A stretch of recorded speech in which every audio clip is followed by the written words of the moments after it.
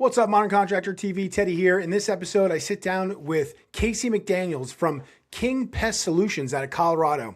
We dive into Casey's background and how he got started in the pest control business at the very young age of 22 years old, jumped into entrepreneurship, and he's been doing an amazing job growing this pest control business. We get into his numbers, we talk about revenue, his EBITDA, and the margins are amazing. You definitely want to listen to this episode if you're interested at all in home services and getting into entrepreneurship. Let's get into it. You're listening to Modern Contractor TV, the show for home service pros who want to build real business value, scale profits, and create a company that doesn't rely on them day to day. Hosted by entrepreneur, author, and advisor Teddy Slack, a builder of multiple seven-figure service businesses. Each episode brings you real-world strategies to help you grow, systemize, and prepare for a profitable exit. Let's get into it.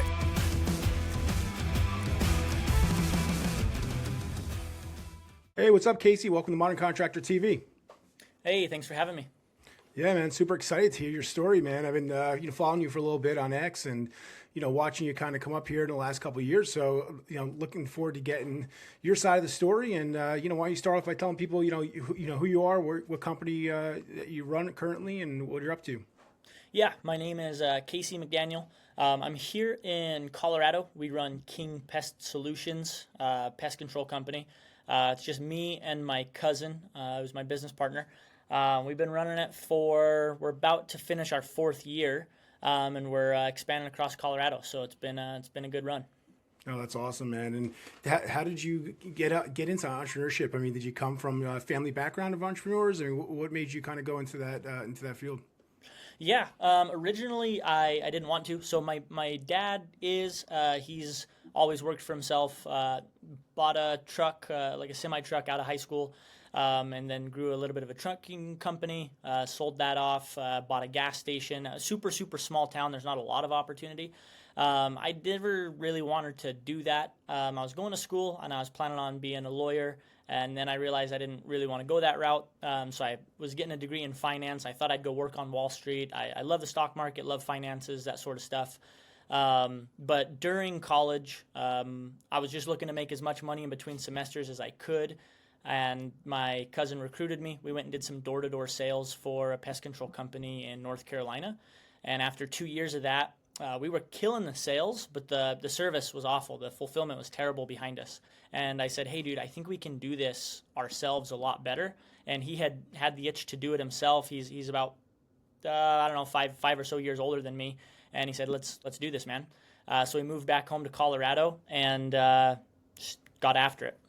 That's awesome, man. Yeah, that door-to-door sales, I think getting that exposure at a young age is huge. I mean, for anybody who's got kids coming up, I have a couple teenagers. I mean, I think that's a great experience to go through. Would you agree? I mean, just because it's not easy. I mean, going out there and knocking those doors, getting rejected all the time, constantly getting doors slammed in your face, right? It's a hard thing to do, right? Oh, yeah. No, it's a horrible, horrible thing. I'd love for my kids to do it at least one summer.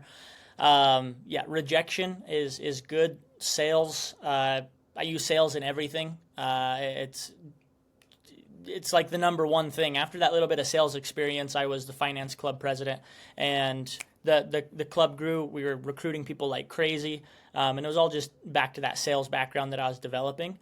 So I think that it's like the number one thing that you could do for yourself early in your career. No, 100%. I mean, and now you guys are probably, is that your number one lead source now, is door-to-door? Is that how you generate the majority of your leads? Oh, yeah, by far. I mean, if we had a bigger budget towards Google and Facebook and different stuff, we would probably see more growth there. But we allocate as much of our marketing budget as we can to door-to-door, and like 90% of our sales will come from there this year. Wow, man, that's amazing. Now, what kind of advice could you give other contractors, let's say, even if it's a different industry, door-to-door? I mean, I know there's some contractors that are really good at it, but it's like a whole different business model, right? It is more sales than marketing, right? I mean, it's so to build that team out, why don't you talk a little bit about that? Because it's not easy, right? It's not everyone can just go knock doors and let me hire a couple of guys to canvas and then we're going to generate leads, right? It's a pretty hard process to kind of, tweak and get really right. You know what I mean? Yeah. Honestly, my number one advice would be find someone in your industry that's already doing it and kind of just copy from them. like I talk on Twitter a lot about what we're doing, and a lot of people think like, oh, you're a visionary, you're doing all this stuff, and they don't realize I'm just copying what these companies are doing that are doing tens of millions, hundreds of millions in revenue. They're building out big door-to-door teams. I'm paying commissions very similar to what they're doing. I'm recruiting in the same way they are. Our service is very similar. I'm not inventing anything. If the information's out there, I'm just taking it. And just every industry is very different. Obviously, selling a roof is a one-time thing to someone. Pest control is recurring, so our commission structure is going to look different. So I would encourage them to just find someone in your industry and just steal from that. See if you can tweak it to make it better. But if it's a really big company, there's honestly not a lot of changes you're going to be able to make right away. Just steal it and go with it. Yeah, no, yeah, I agree 100%. Rip off and duplicate, right? That's the best way to do it. I mean, yeah, there's absolutely guys doing it at a super high level. I mean, you get some of these guys in exteriors that are doing it hundreds of millions in revenue, just all door to door, right? So it's a great business model. If you could do it and you understand it, you could definitely do really well with it. So is that really the only way that you're getting leads right now is through door to door? I mean, we still spend a good chunk of money on Google Ads, Google LSA. We test everything. I hear people talk all the time about how horrible Angie Leads is and Thumbtack's garbage. We'll test that in all of our markets, even small towns, big cities, anywhere in our service area, because sometimes those things hit really well. We have a good close rate and they're really cheap. Sometimes it's just garbage tire kickers. So we'll try everything, meta ads. We've done radio. We'll test anything and see what sticks in a market, and then we'll allocate a budget accordingly. But yeah, we'll spend probably 8 times as much on door to door this year as we will Google, and Google is our second biggest ad spend. Wow. Yeah, and how about local SEO? You guys putting any money towards that? We are, yeah. We're working with a firm that we found on Twitter, and they've been doing it for about 2 years now. And we see pretty good amount of leads come from that. Our main issue there is that we're not in big markets. We're in Colorado. We don't really operate in Denver, though. We've only got like 27 customers in Denver. So our smaller towns, door-to-door hits really hard. Once everyone sees it, everybody's doing it, more and more people jump on it. But our ad spend and stuff, it just doesn't do as well. There's not as many people, so SEO isn't as big of a factor. And that's another reason we put it into door-to-door. Yeah. Yeah, it makes sense. I mean, and you guys, are you constantly recruiting for door-to-door? Is there a big turnover of those guys? I mean, how does that work? Yeah, so early on, we were building a team in-house. Over the past 2 years, though, it was just hard because you are constantly recruiting. There is a lot of turnover. You have to train the guys once they come in if they have no experience, and it sucks a lot of energy out of you. The last 2 years, we've just went with third-party teams. So there's a lot of guys out there that are really good recruiters, and he's like, hey, I've got 6 years of door-to-door experience. I've got a team of 12 guys under me. Yeah, that's great. Yeah. Let's agree to a commission, and then they come out. They handle it all. We don't handle housing, training, anything. We pay them more, and they handle it from beginning to end. So that's what we've done the past couple of years. Yeah. Yeah, no, that's great. I mean, that definitely takes a lot off your hands as far as training and bringing everybody up to speed, dealing with the housing.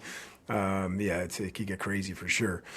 So going back to when you started the business, let's go back to that. I mean, I read on Twitter, $8,000. So it's funny because when I started my first business, that's what I had. I had $8,000 to my name. That's all I had, right? And I started my business. I needed a lot of heavy equipment and stuff like that. So talk a little bit about, how, because it takes a lot of, you say balls, right? To start a company when you got $8,000. It's not a lot of money, right? Most people think, oh, you need all this money to start a business, but you really don't. If you could allocate that money properly, you could really start a lot of service-based companies because there's not a huge upfront investment, right? So talk a little bit about that experience and how that was for you. Yeah, no, we both took $5,000 each, put that in the bank account, and we're trying to not spend more than that. And honestly, we made some mistakes on buying some stuff that we still haven't used 4 years later. We could have done it even cheaper, but we were pretty confident. The service side, we knew we could fulfill pretty easily, and then the sales side, we already had that experience. So it was very, very low risk, and I was in college. That was most of the money that I had to my name. But we weren't too worried. We had a little bit more saved up. We didn't take a paycheck for the first couple of months, but we've always been profitable. We've always been rolling. So it really wasn't too big of a risk. With most home service companies, it's not. It's not like we signed a personally guaranteed loan and bought a $500,000 piece of equipment, you know? Yeah, no. Yeah, no, that's great. I mean, I love that story because, there's so much talk, especially on Twitter now with guys that are out there, pushing, oh, just go get an SBA loan, buy a boring business and, just put an operator in there. It's just not that simple, right? I mean, those guys are selling courses to teach people how to do that. But in reality, that's not reality. I mean, what it takes to run these businesses. What's your take on buying versus building? Yeah, no, we've done both. So we started building. After about 18 months, we bought a company, and last fall we bought 3 in like 6 weeks. Wow. If we had bought first, cash flow would have crushed us. The lack of experience would have crushed us. I mean, even with 18 months of experience, it was still very, very difficult to integrate that. And it was about 4 hours from us. But there were some sleepless nights. We did take out we took out an SBA loan on that one. And like it upped the stress tremendously. Had we not had any experience and that was our first taste, honestly, I don't know if we would have made it. Yeah. Yeah, well, that nut comes up every month real fast. It could drown you real quick. And then if you don't have any plans on growth and you go backwards, forget about it. If you go backwards, it can really eat into, all your cash, which is a problem, Well, and even on that one, I mean, we bought it. They didn't have any service vehicles. They were driving personal vehicles for that one. They had old equipment. They had zero marketing budget. Like there were just so many issues that we had to invest and put a bunch of money into it. And then it was a very small company. There was only 4 employees and the owner. Most of the customers still knew the owner personally. They were upset that they sold, didn't tell them. We had some customers cancel. Like it barely broke even for the first 6 months. I mean, we would have been toast if that was where we stared. Yeah. Well, those are all the red flags that you got to look out for when you're buying a company, right? The owner involvement and all that stuff. I mean, so was it hard getting the SBA loan for that, or is it was pretty simple because you're already in the business, right? Was that like no money down type of deal with SBA, and you could just go out there and get a loan because you're already in the same industry? Yeah, there were the typical hurdles to get through, but it was fairly easy. It did take a long time. It took us about 5 months to go from the offer, meeting with the banker, and getting it closed. Part of that was because of some things that came up during due diligence. They had some unpaid taxes and some other things that they had to go through that we had to wait to do. But other than that, yeah, we put no money down.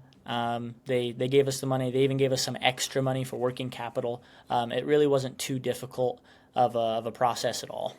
Yeah. That is one benefit. If you have an existing company and you buy a competitor, you can go for an SBA loan with no money down, which is great. Now, looking back at it, would you do that again, or would you do more like a greenfield, just pop open a location and just start knocking doors? I mean, what's your take on that now? Yeah, I mean, at that point, we were only 18 months in. We were starting to make some money, but we didn't have enough to throw down a good door-to-door team, especially remotely like that.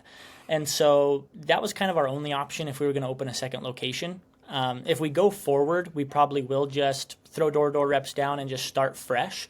But had we not bought that company, we would still just probably be one single location, only, probably 60% the size we are now.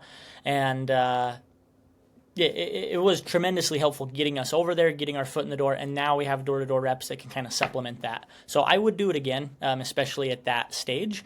Going forward, I don't know that we'll acquire to get into new locations. We'll probably only acquire to bolt on to where we're already at. Yeah, it makes sense. And did you say it was 4 hours away, that location, from your original location? Yeah, so we started up here in Grand Junction, and we bought that one in Colorado Springs. So it's about 4 hours straight across on I-70 over in that area.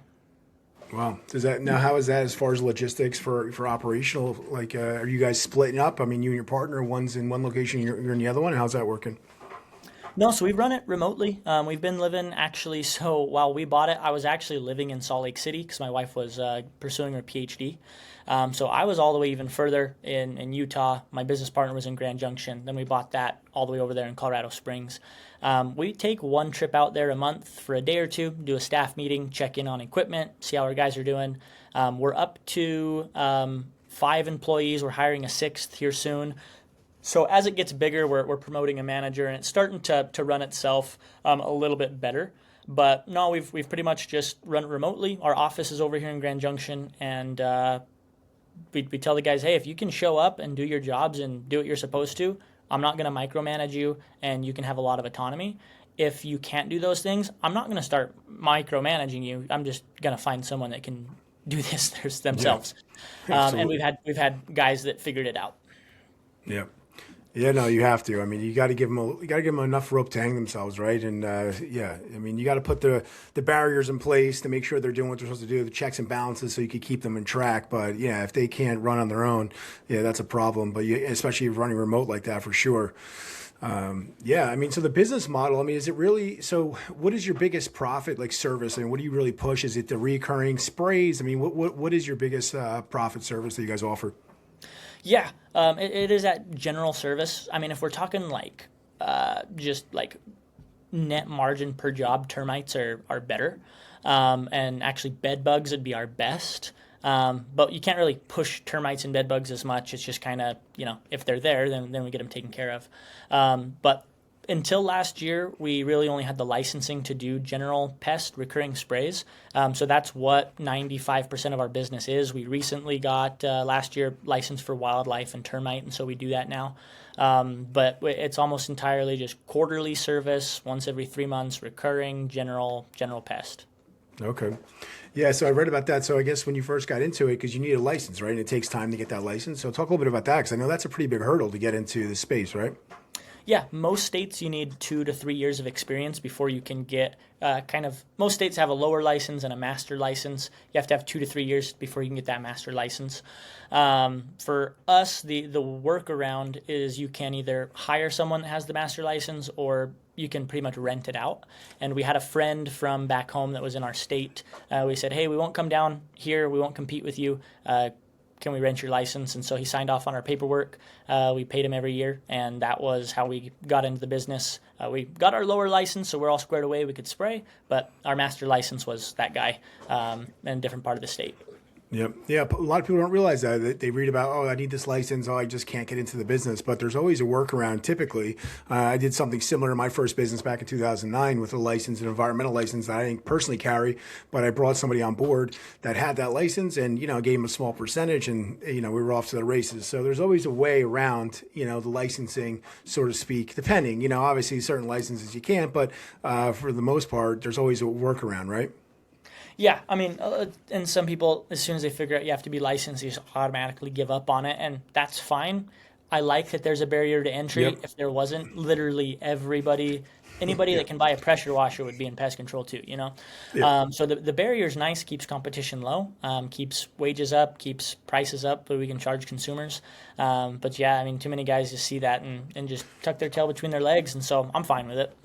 No, absolutely. I mean, I'm dealing with that right now in roofing. So roofing is a new industry I've gotten into in the last couple of months here. And yeah, it's a 2-page application in the state of New Jersey, and that's it. There's no other licensing, no permits, no inspections, nothing. So it's like everyone and their mother is a roofer. Anybody who has a ladder can basically become a roofer in a couple of weeks by applying for the license. And yeah, you see it in the pricing, you see it in the contracts. I mean, some of these competitors, I'm like, how are you pricing this roof? Like, what are you making, $300 on this job? Like, you're doing a $20,000 job, you're making $300? Like, I don't even like it's insane what you see. But yeah, that's definitely I would definitely say that's a benefit in most industries where people don't realize it, because it does keep a lot of the riffraff out for sure.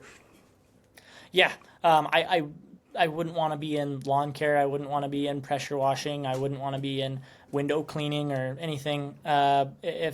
If my competition is a 16-year-old kid that just got his license and can drive around town and do little jobs, mobile detailing, then I don't want to be in that industry. HVAC and electrical and some of these things where it takes a super long time to get a license, I maybe also don't. But that's pest control is kind of a nice medium where we got in, but not everyone will. Yeah.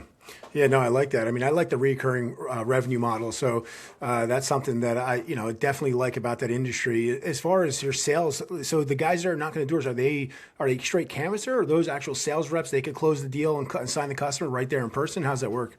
Yeah, they close the customer. If they leave their information and then that customer calls into our office gets the sale. The sales rep gets no commission. He makes no money. They aren't paid hourly, no salary, nothing. It's 100% commission.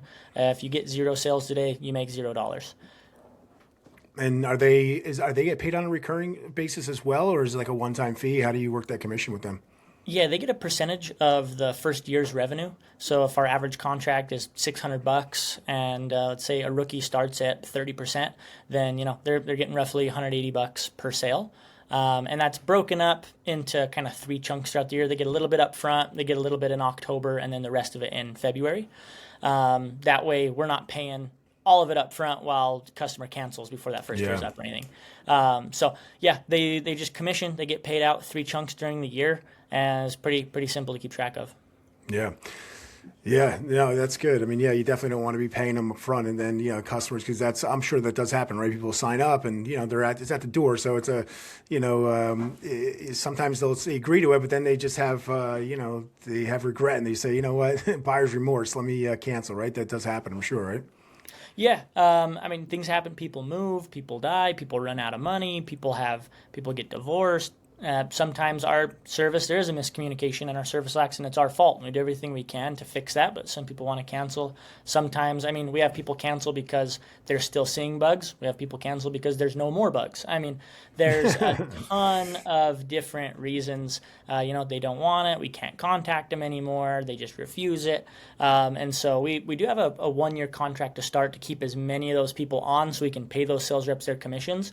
At the same time, though, they know that if they're out there putting on low quality accounts that, they're telling people it's not a contract, or they know for sure that customer's not sticking on a year, they're not getting paid their commission for the full year either. So the incentives are there to kind of line like, hey, these people need to stick on at least a year, hopefully longer, for you to get paid your commission. Yeah. Yeah, no, absolutely. And as far as the turnover for those guys, you said you're working with teams. Obviously that helps, but, are you seeing a lot of turnover with the door-to-door guys? Yeah, depends on the team. If you bring out 10 rookies, usually one of them's going to quit immediately, first week, first few days. After the first month, probably another 2 to 3 will. But everybody that's going to make it the full summer, usually probably 60 or 70% makes it the full summer. Yeah. Yeah, and the summers are the biggest. I'm imagining that's the time, right, where everyone's making their money, right, because the weather's nice. Yeah, weather's nice. It's bug season. And then also most of these reps are college kids just knocking doors in between college semesters, kind of like I was. So as soon as college got out in mid-May, I was out. I drove from Colorado straight to North Carolina that first weekend, and I'd be there from like May 15th through about mid-August, and then school started up like August 27th or whatever. And that's how a majority of the kids are. Then some of them graduate or drop out because they're making so much money, and maybe they stick in the industry 5-6 years. But to be honest, nobody's knocking doors as a full-time career for 10, 20, 30, 40 years. It's all pretty young. Maybe the team leads are in their late 20s, but it's kind of rare to see people still in the industry, past 30 plus. That's a ruthless industry, man. Getting doors slammed in your face every day. There's guys that make big money doing it, right? There's some of these industries, some of these guys make big money doing it, but yeah, it takes a toll on your body, everything, right? Yeah, no, physically it's hard. You're out there, hottest part of the year, walking miles a day, hitting as many doors as you can. Mentally, even if you weren't getting all the no's, sales is just hard to be locked in, reading body language, directing conversations, being fully in tune. Like, it's not just a script where you're like, hey, I'm here to sell pest control. Do you want it? Yes or no? Like, you're guiding the conversation, trying to get them to say one of these two things. And then it's going to go here and here and here and get the close, bring up an objection, find that, build some value in it, close the deal again. And so, mentally it's taxing just trying to stay on top of all those conversations throughout the day. Even if you're closing a bunch of sales, it's taxing. Then you throw in the no's, the good weather, the bad weather, everything, and it beats on you. A lot of guys look pretty pretty frayed by the end of the year. Yeah, I can imagine, man. I can imagine. And what would you say your top rep? I mean, what kind of money is he bringing in at the end of the year on a yearly basis? Yeah, our top rep, keep in mind, we're still a fairly small company. There's guys that are going to make seven figures during the summer with a big team. Our top rep last year, we paid him, I just checked, it was around $120,000. And he was out here for about 3.5 months. Wow. Yeah, that's great, man. That's a nice push for 3.5 months, Yeah, and I mean, for awesome. him, he's been in the industry a long time. He is one of those guys that he's been in here for 13, 14 years. Now, he didn't knock full time. What he did was he drives in from Utah, about a 3-4 hour drive, comes in, and he was here for about 3 or 4 days during the week, and then he'd actually go home every weekend. So he was doing a ton of driving, but he had a family. He didn't want to commit to a full summer, and so he just did that little blitz. And if you want to take a week off, you took a week off. We're super flexible, but he started up in February, and I think about end of May or early June, he was done for the year. And he ended up, we just sent him his last payment a couple weeks ago, and he made a little over 120K. Yeah, that's sweet, man. That's awesome. So the finance degree, I mean, you went to school for finance initially. I mean, has that helped you in the business at all? Not really. I didn't learn a lot in college. I don't know if it was Same here, bro. I don't know Same if it here. was my college or if it was me. No. I mean, I've talked to other kids from my class and on my track team and stuff. I'm like, hey, like you actually went and worked in corporate America. One of my friends working at Wells Fargo. I was like, did you learn stuff? Was it helpful? And he's like, yeah, no. And he's there with other guys from all over the country, D1 schools, Ivy League schools, and he's like, yeah, nobody learned anything in college. Everything we learned was job specific when we got here. Wells Fargo taught us what we needed to learn, and that's what I do. So, I mean, the whole college thing, I'm not a huge fan of it, unless you're going into something super specific. Like, my wife learned a lot about chemistry and biochemistry, all the stuff she did when she's got her master's now. Like, that was super helpful. Business school, honestly, man, if my kid wants to get a business degree, I'm not paying for it. No. I'd pay for accounting because it's a bachelor's of science, any science degrees, anything like that. But I'm not doing like a liberal arts or a business degree. It's just not worth it. No, I'm 100% on board with that, bro. I mean, I feel the exact same way. I went to 4 years of college, business marketing degree, and came out and I learned nothing. I mean, there's nothing that was applicable to the real world. I learned once I got thrown into the streets, basically, and it was like, hey, generate leads, sell this customer, fulfill the customer. Like, that's where I learned everything, is by actually doing and running a business as opposed to going to college. And I feel the same way about my kids. I have 7 kids, by the way, so I'm only sending them if they want to be a doctor, which now, especially with AI stuff now, like I'd be talking them out of half this stuff, but like if they want to be an engineer, doctor, a lawyer, something like that, but if it's not required, then I would not be sending my kid. I've already told them, like, you get a job, you get some experience out in the real world, Oh yeah, no, our school, I came here because it's one of the most affordable schools in all of Colorado, and it was still $10,000-$15,000 a year. I would much rather give my kid $60,000 and say, hey, go start a business. Even if it fails, you're going to learn so much more doing that than you ever did in college. The issue is, if you don't have the degree, then you don't have the piece of paper, and if you try to go get a job somewhere, you might have a harder time getting hired, but I'll pay for a lot of, if you want to go to a trade school, I'll pay for that. Like there's a lot of things that I'd be more happy to pay for than a business degree. I just feel like it was very watered down, and they got straight A's and I hardly showed up. And I'm decently intelligent, but I'm not top of my class, man. Yeah.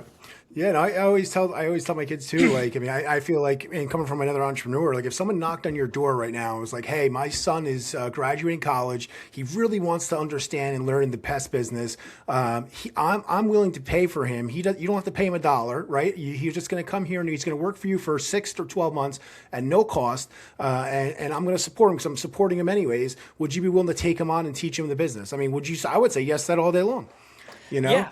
I mean, the only reason I'd be apprehensive if it was in my same market, because I don't want you coming in. Well, correct. Yeah. Yeah, No. No, the idea there, yeah, for sure. I would definitely help someone do that. I certainly wouldn't say, no, that's a bad idea. You should send him to get his liberal arts degree.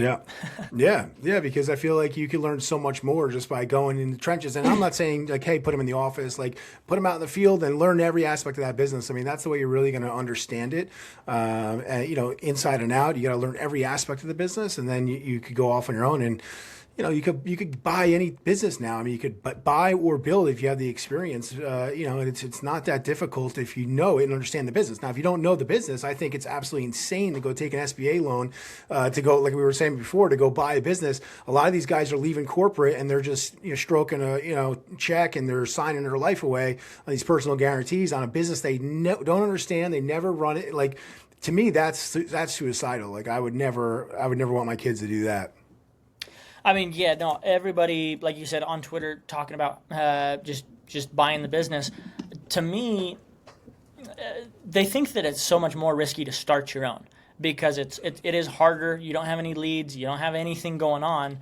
But there's so much more risk in an SBA loan and a company that could fail. Even in pest control, good recurring revenue, all these good things. I mean, look at all the private equity companies that have bought stuff and blown it up, and they've got access to so many data points. They've got all the money in the world to throw at it, and they fail all the time. I mean, I don't know. As long as you don't start a restaurant, I think you got pretty good odds. That's the only business I would highly recommend nobody get into. That's the worst business model, in my opinion. The margins are so tiny. Your inventory is literally going bad every couple of days. Like, that is a hard business to operate. I worked in the restaurant business for 10 years up through high school and college. I always thought I wanted to own a restaurant until I understood business and business models. And I'm like, this is not a business that I ever want to operate. Yeah, no, I mean, just from the data, they say so many of those fail, but I mean, yeah, simple home services. I mean, just small stuff. If my kid wanted to get his feet wet, I mean, I would help him either start or buy a dog poop scooping company, just something to learn the mechanics of how a business works, a little bit of marketing, customer fulfillment, customer communication, just all those different things. Just you don't learn that in college, and you don't learn the other stuff. I mean, I was in a finance degree. They didn't teach us how to use Excel. They vaguely taught us a few formulas. They didn't tell us how to find quality stocks to invest in. They didn't tell us about leveraged buyouts and all this sort of stuff. It was just like, I don't know. It was very generic, watered down, and not at all helpful. And any of the stuff that was high level, they didn't teach it very well. And they're like, this was hard to grasp. We're going to curve the test. I was like, no, this is the stuff I needed to be taught. Yes. Yeah. No, I mean, even simple things, understanding a P&L and a balance sheet, that's so important. I mean, those, a cash flow statement, I mean, just being able to understand that as a business owner. A lot of guys get into business and they don't realize that, the numbers, most of these guys I told you are like, well, I have an accountant for that, or my bookkeeper deals with that. I'm like, no. You need to understand it literally. Like, you need to be in those numbers almost daily, or having someone at least report it to you daily, depending on your size.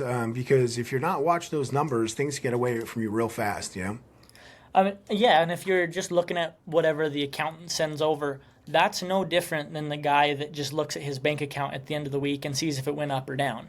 Yep. Just because you have clean books doesn't mean you're any better than that guy that literally has no idea and says, well, there's more money in the bank, so we must be doing good. You gotta understand that. You gotta be in it. You gotta know what your true costs are. And I mean, if you're planning on growing, for sure. If you're not, then yeah, you can be a little bit more reserved and not know as much what's going on. But if you're trying to grow, you got to know exactly what's going on so you can allocate those resources and move forward. Yeah, no, 100%. I mean, even if you want to stay somewhat steady, you still understanding your numbers. I feel like, because you could be running at a very small margin and not really realize it, I mean, if your numbers aren't accurate or, you just, you don't have things dialed in. You could be spending money, like you were saying before, you track all your lead sources. That's amazing. A lot of guys don't even realize that they should be doing that. Like, you have to track every lead source. I don't care, what lead sources you're running. You have to track them all the way down. At the end of the month, I always do the same thing. I look back, all right, what was my cost per lead? What was my customer acquisition cost? To understand, like, all right, should I dump more money into this or should I pull it? I mean, I know guys that are running, Google PPC for years and they don't know what they're, if they're profitable or not. And I dive into the numbers for them, and I'm like, bro, you're not making any money here. And then the other thing I see a lot is they always give me, oh, the ROI is like, I spent 1,000, I made 5,000. I'm like, okay, but 5,000 is your top line revenue. That's not like, you can't really look at it that way. I'm like, you got to look at your gross margin and then look at it, because just because it looks like it's a 5x, on ROI, return on investment, it's really not. If you look at the gross margin, you're not making any money, or you're breaking even. So what's the point, So yeah, having those numbers dialed in, I think it's super important, And I would say, though, on the flip side, as a small business, don't go too far and too crazy with it. There's a lot of entrepreneur porn on there on Twitter of guys talking about, oh, you got to set up AI, you got to have Claude bots, you got to have a fractional CFO, and it's like, well, you don't have to go that far. If you're doing $1 million in revenue, you don't need a whole team built out to forecast the next 13 weeks. You just got to have an understanding, and I feel like some guys get so caught up into optimizing and making every single process so perfectly efficient that then they're not efficient. They're spending too much money on it. They're not spending enough time. And so, there's that happy medium. Dude, you're not corporate America. You don't need a dashboard and huge PowerPoints and Excel spreadsheets on everything going on, but you also do have to be aware of what's going on. Yes. And I think guys miss it on both ends. And not that we're perfect or anything, but I think that we're growing because we're kind of in that medium zone. No, 100% agree. You hit it right on the head. I mean, you could definitely overdo it. I mean, these guys talking about Claude bots and AI agents, all this stuff. Like, you could spend so much time into that. It's going to take away from your operations and stuff like that. So yeah, 100% agree with that. It's very simple numbers. I mean, the main numbers really. I mean, you're tracking your leads, like how many leads are coming in, what's your lead, what's your lead cost, what's your closing percentage, what's your customer acquisition cost. Just a few numbers. You don't need much, but if you track a couple of numbers like that, what you can really start to understand is like, okay, you can understand, is this lead source profitable? If it's not profitable, or it's like, I was talking with a guy the other day, we were working out, he's doing a new campaign, and I'm looking at the cost of it. I'm like, all right, well, you got to increase your closing percentage here, because if you don't increase your closing percentage, this campaign is just you can't scale it, because you're just gonna wind up continue to lose money, and you're gonna lose more money. But if you just increase your closing percentage by 5%, now we're in the profits. You know what I mean? Now you got a nice campaign. Now you can start scaling it. So it's like understanding those simple numbers can help you make those data-driven decisions. Yeah. And like I said, we're nowhere near perfect. We've got some good reporting and stuff through our CRM. But I don't try to push it too hard. And on the AI and all that sort of stuff, it goes back to what I said earlier. I'm not a pioneer here. I'm just going to wait until the big pest control companies in the nation adopt certain technologies, and then I'll go ahead and take it. If they're running Claude bots, cool. We'll start to put some of them together. If they're using Pest AI or Pest SOS or whatever it is, then we'll start to integrate those things. But I'm not going to spend the time and the money on my little operation trying to integrate the next new big thing and have AI answer my phone calls and potentially ruin our customer relationships, where I can wait probably 2 years, see what Aptiv and Moxie and Fox and Hawks and all these big companies do, and then integrate exactly what they do. And it's not going to do any brain damage. I'm going to spend more time with my family when I'm doing it. Yes. Yeah.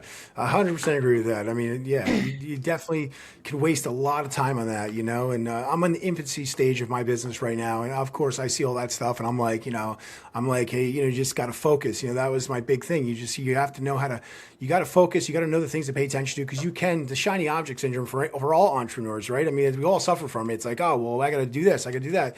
Just focus on the things that really generate the money and that keep your customers happy, all that type of stuff. And that's what, generates the good reviews, and then it's going to compound, it's the basics is what matters the most, especially when you're starting out, And I think that's one of the big pros of having a business partner. A lot of pros and cons, but one of them is that just between the two of us, then we got to run ideas past each other, and so we can't chase every shiny object quite as quickly. Yep. We don't have a full board that really slows down decisions, but it's not like I can just make a decision on the fly and be like, oh, we got to put this in. I got to spend money here. We got to run it past each other. We both take time to think, and that has helped us stay away from a lot of the shiny objects and just kind of focus on our core recurring pest service, door to door, and just keep driving that down rather than thinking, oh, well, I'm on Twitter too much and I'm seeing too much of this. I better catch up and spend tens of thousands of dollars going down the wrong rabbit holes. Yeah, and one forget about all the lost potential revenue if you're not paying attention to the business, and that's part of the issues that I had back in the day. I went into all these different directions, invest into other companies, friends' companies, and thinking that I could do it all. You can't. You got to really focus, and it'll cost you a fortune if you don't. So going back to that partnership, so how is it, working with family? I know you said you have some other family members that are involved with the business, or is it just it's you and your cousin? Who else is involved? Yeah. It's me and my cousin that are our business partners. Other than that, my sister, she works in the office. That just started last year. She was looking for a job. She moved here. She just does it kind of through college part-time and then helps out in the summers. Other than that, we don't really keep it in the family. If we had some family and a position open, we would do it. But we're not pushing super hard to make it a family company or anything like that. Just kind of the two of us, and then we've got 13 employees, and 12 of them are just people we hired on Indeed and kind of grew organically. That's awesome, man. Yeah, the remote freelancers, bro. That's the way to go in 2026. I've been using freelancers since 18, man. It's a game changer, bro. A lot of contractors, the same thing. They're like, you mean you're going to hire an employee that doesn't work in your office? I'm like, absolutely. And they're going to be an expert at exactly what I tell them to do. That's all they do every day. Yeah, we haven't done a ton of like the VAs. Actually, we haven't had any VAs. Everybody is local to our locations. But eventually with time, I'm starting to see we're gonna have some gaps where eventually we're probably gonna have to get someone from Latin America or Philippines to fill in a few little gaps. But for now, it's been luckily all local. No, it's cool. I mean, yeah, they're great for repetitive tasks that need to get done. Even like a lot of this AI talk, I mean, a lot of this stuff can just be handed to a VA. It's like you're not investing, thousands of dollars and trying to figure it all out, and then it breaks on you. It's like just hand it off to a VA and it's done. You move on to the next issue. You know what I mean? Like it's just so much. It's so less complicated. You don't have to overcomplicate it and try to get into all this crazy AI Claude bot talk and all this craziness. But that's awesome, man. I mean, so how big are you guys, and what kind of revenue did you do in 25, and what's kind of your goals for 26 and 27 here? Yeah, last year we hit 2 million revenue, pretty much right on the head. This year we're looking to do about 3.2 million. And then next year, with the growth we had this year, we're looking at 20, so what's 26? So 27 would be about 4 million. Nice. Yeah, that's nice, man. I mean, you're only 4 years into it. I mean, that's amazing. So 2 million on the top line. What kind of bottom line are you looking at with that? Yeah, during our heavy growth here, last year we're about 25% net cash flow. If full EBITDA, if we pull out, some of those interest and amortization, stuff like that, it was closer to about 37%. So margins are really strong. That's awesome. Yeah. But actual take home on that was about 25%. And we'll look to keep while we're growing, keep right in that kind of 25% range, 25 to 30. As soon as we're done, though, when we hit about 4 million plus in revenue, we're going to tap the brakes, really enjoy the cash flow. And talking to some mentors and look at our numbers, we think that we should be able to do 35 to 40% net once we're kind of just enjoying it. Wow, bro, that's amazing. You got a money printer there, bro. That is amazing. And you said something that struck home for me. You said we're going to enjoy the cash flow a little bit, and I highly recommend that, because when I built my last business, I built it in a 3-year period. And I sold it, and the intention was, when we started it, was to sell it in 3 years. That was our goal, and we did it. We grew it from 0 to 4 million. EBITDA was about 43%, very similar to where you guys are at, very profitable. And then I sold it. I got a 5 times multiple, but when I got to that point, I got myself out of the day-to-day, which I highly recommend. Once you get to that point, get yourself out of the day-to-day and really enjoy that cash flow when it doesn't depend on you. When the business depends on you, you can't enjoy it as much, but when you build it, for value purposes, and you get yourself out of the day-to-day and you got that cash flow coming in, that's the one thing I regret, is not enjoying that cash flow for maybe a couple of years before I then sold it. So I highly recommend doing that. You guys are doing amazing. Those are awesome numbers, bro. They really are. Yeah, no, that's exactly what we're looking at. We had the same exact thought. We're like, I thought maybe I started when I was 22, and I thought if I push hard for 8 years, by the time I'm 30, we could sell out and I could be retired. And I'm 27 now, just turned 27. We're 3 years out, and I'm thinking, well, we could. It wouldn't be an incredible retirement, though. How about we push a couple more years, and then at 30, we just back our hours down to 20, 30 hours a week. We enjoy it. We're going to make that money, and let's cash flow for 5 years and then sell. Much better retirement, much more enjoyable, much less stress in retirement. It's still plenty early. I mean, I don't need to retire at 30. It was an ego thing, is what I realized. And now that we're getting closer, I'm like, hey, I don't have anything to prove to anybody. We can run this as long as we want. Let's just not stress ourselves with the growth. We're going to take home plenty of money, and then let's sell it when we're ready. But I think that's kind of what we shifted to, is pushing out a few more years and enjoying that cash flow. Because we've taken home a good amount. Like, I'm 27. A lot of kids I graduated college with, they're still climbing the ranks. I'm not trying to compare myself, but I'm doing fine. But we can take home a lot more and reduce our hours, and I think it's going to be a real fun thing, and not be having our entire net worth tied up in the business. If we can take some cash flow out and buy some properties or divest wherever, then that'll take a lot of stress off as well. Yeah, no, that's a great plan, bro. If I could give you one piece of advice, what I would say is, if I was talking to my younger self, man, do a 15-minute time audit. I don't know if you've done this before, but do a 15-minute time audit over like a 2-week period and look at everything that you're literally doing. So just write it down in an Excel, or just handwrite it and just say, okay, I made a phone call to a customer, I did an invoice, whatever you're working on, just write it down in that 15-minute box, and look back at that time after 2 weeks, and you could start delegating those things that you really don't like doing to like VAs and stuff like we spoke about before, and you start to free up some of your time, bro. You're going to really, really love your business. And you could do it for really cheap. It's not like you need to hire, it doesn't cost anything to do the audit. And then if you do decide to delegate that stuff, I mean, you can hire these freelancers to do, repetitive tasks that for very cheap. Like I have somebody that's helping me with some stuff right now. It's costing me $50 a week, and they're just doing repetitive tasks inside my business. It just takes all, not that I can't do it. It's just, I don't like doing it. And it's like, it frees me up to do other things. So that's just one piece of advice I'd give you, man. It changed my life once I did it. It took me almost 10 years to figure that out. So. Yeah, no, I definitely need to. We're still, last year we were working 50 hours a week. We've reduced down to 40, and we'll probably be there for a little longer. But I think after this last big year of pushing for growth, I think we can definitely get into some time audits and hopefully get down to at least 20 to 30. I mean, I like work. I enjoy it. It's not like I want to do 0 hours, and like I don't have enough hobbies to just completely quit working and have this thing even if it ran by itself. I always want to be involved in some aspect. But yeah, you're entirely right. I'd love to back it down a little bit. Yeah, one of the things that I started doing back in 2020 is I started creating content for my business, which I never did before because I didn't have the time for it. But once I started letting go of some of those things that I was responsible for, I'm like, all right, how do I fill my time? I'm like, all right, well, I can start creating content. So I started creating YouTube content and social media content, and it really the business just took off like crazy. So it's not so much that you have to get out of the business, but it's like you could concentrate on other things like that could help, grow the business as well. And it was very enjoyable for me. I mean, some people don't enjoy making content, but like I liked making content with my business, and it was very helpful. But yeah, man, this has been great. This is a great conversation. I think you're on a great path, bro. I'm young guy. I mean, I see myself in you. Back in I was 20 years old when I started my business, so you were even younger than me, man. It's congratulations. You're on a great path, bro. Keep up the great work. I appreciate it, man. Yeah, we're having fun. I share as much as I can on Twitter. Tried to consult and help. We've helped a couple dozen people start some pest control companies across the U.S. So it's also been very fulfilling to help out other guys, and we've had a great time doing this. We look forward to a few more years, and I guess we'll see where it heads. Maybe we pivot again and we go, hey, let's blow this up to 50 million. But I don't think we're gonna.